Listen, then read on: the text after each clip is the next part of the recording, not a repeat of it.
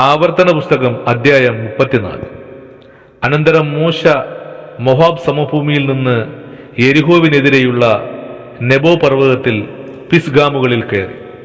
യഹോവ ദാൻ വരെ Gilead ദേശമൊക്കെയും Naphtali ദേശമൊക്കെയും എഫ്രൈമിന്റെയും മനശ്ശെയുടെയും ദേശവും പടിഞ്ഞാറെ കടൽ വരെ യഹൂദ ദേശമൊക്കെയും തെക്കേ ദേശവും ഈന്തനഗരമായ യെരിഹോവിന്റെ താഴ്വീതി മുതൽ സോവാർ വരെയുള്ള സമഭൂമിയും അവനെ കാണിച്ചു. അബ്രഹാമിനോടും ഇസഹാക്കിനോടും യാക്കോബിനോടും ഞാൻ നിന്റെ സന്തതിക്ക് കൊടുക്കുമെന്ന് സത്യം ചെയ്ത ദേശം ഇതുതന്നെ. ഞാനത് നിന്റെ കണ്ണിന് കാണിച്ചു തന്നു, എന്നാൽ നീ അവിടേക്ക് കടന്നു പോവുകയില്ല എന്ന് യഹോവ അവനോട് കൽപ്പിച്ചു. അങ്ങനെ യഹോവയുടെ ദാസനായ മോശ യഹോവയുടെ വചനപ്രകാരം അവിടെ മോവാബ് ദേശത്ത് വെച്ച് മരിച്ചു.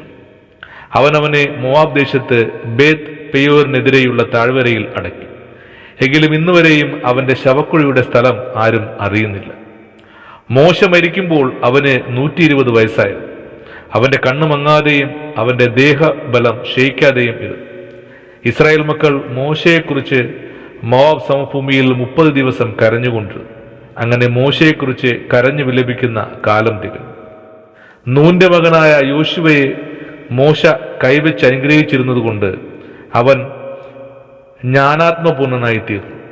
യഹോവ മോശയോട് കൽപ്പിച്ചതുപോലെ ഇസ്രായേൽ മക്കൾ അവനെ അനുസരിച്ചു.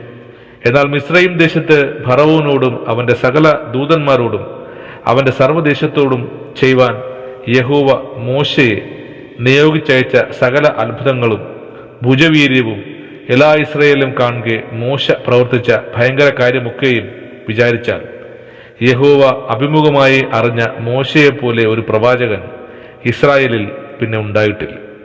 ആമേൻ.